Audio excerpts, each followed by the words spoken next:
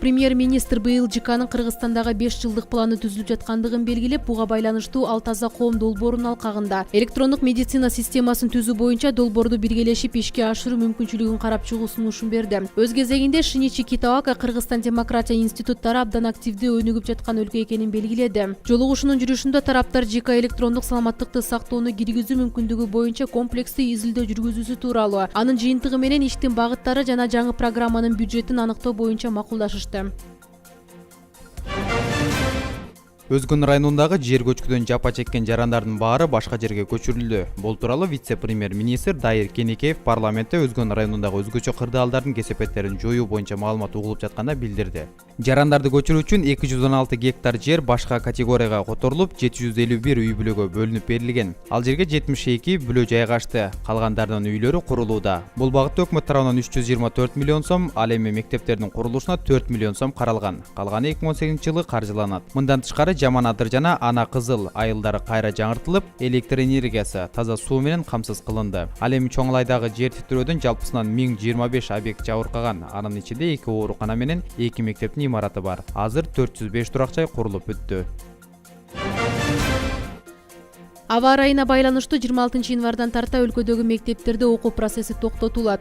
Бул тууралуу Билим берүү жана Илим министрлиги кабарлады. Бул багытта министрликтин буйругу чыгарылды. Ага ылайык 5 күндүк тартип менен окуган мектептерде 26, 29, 30 январь күндөрү окуу болбойт. Ал эми жумада 6 күн окуткан мектептер 26, 27, 29, 30 январь күндөрү жабылат. Бүгүн парламентте катуу суук болуп жаткандыгына байланыштуу депутаттар мектептерде окуу процессин токтото турууну сунушташкан.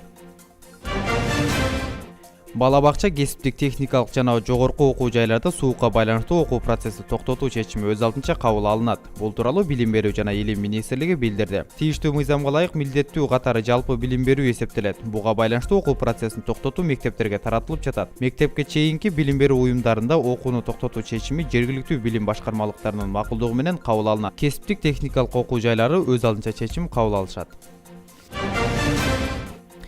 Кыргыз Республикасынын өзгөчө кырдаалдар министрлиги абанын температурасы кескин төмөндөшүнө байланыштуу күчөтүлгөн тартипте иштөөгө өттү. Бул тууралуу аталган ведомствонун маалымат кызматынан кабарлашты. ÖKMдин алдындагы гидрометеорологиялык агенттигинин божомолуна ылайык 26-30 январь күндөрү катуу суук болуп, үшүк жүрүп, кар көчкүлөр болушу ыктымал. Буга байланыштуу өзгөчө кырдаалдарга чара көрүү боюнча күч жана каражаттардын даярдыгын камсыз кылуу үчүн кошумча чаралар көрүлүп, анын кесепеттерин жоюу жана издөө куткаруу иштерин жүргүзүү үчүн өздүк курам керектүү жабдуулар менен камсыздалды.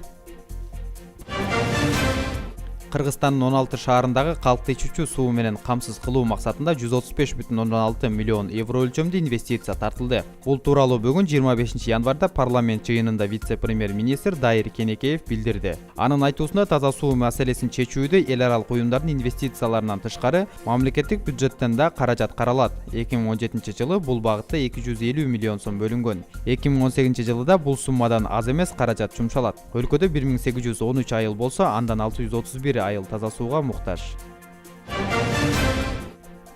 Кыргызстанда 161 калктуу конушка айыл статусу берилген эмес. Бул тууралуу жергиликтүү өз алдынча башкаруу жана этностор аралык мамилелер боюнча мамлекеттик агенттиктин директору Бахтияр Салиев билдирди. Буга чейин 408 калк жашаган конушка айыл статусу бериле электиги мамлекеттик каттоо кызматы билдирген эле. Кийинчерээк бул маалымат такталып, учурда 161 айылга статус бериле электиги такталды. Кыргызстанда жалпысынан 1813 айыл бар.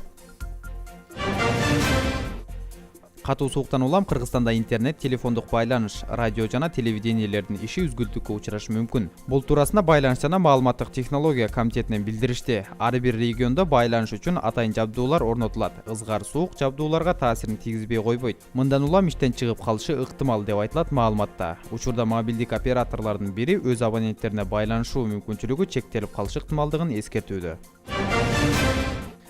Катар кайрымдуулук фонду тарабынан Талас облусунун Кара Буура районуна караштуу Чоң Кара Буурада курулган жаңы фельдшердик акушердик пунктун ачылуу аземи болду. Кара Буура райондук мамлекеттик администрациясы тарабынан жана жалпы тургундары жаңы ФАПтуу болушканына сүйүнүп, фондко ыраазычылыгын билдиришти. Курулган ФАП бардык керектелүүчү медициналык жабдыктар менен камсыздалган. Катар кайрымдуулук фондунун төрагасы бул курулган ФАП кыргыз элине жардам эмес, бир туугандык милдет деп билдирди. Эске сала кетсек, кайрымдуулук фонд билим берүү, саламаттыкты сактоо, өзгөчө кырдаалдар жаатында жана калктын муктаж катмарына көмөк көрсөтүү, өнүктүрүү программаларын жүзөгө ашыруу аркылуу жардам берип келет.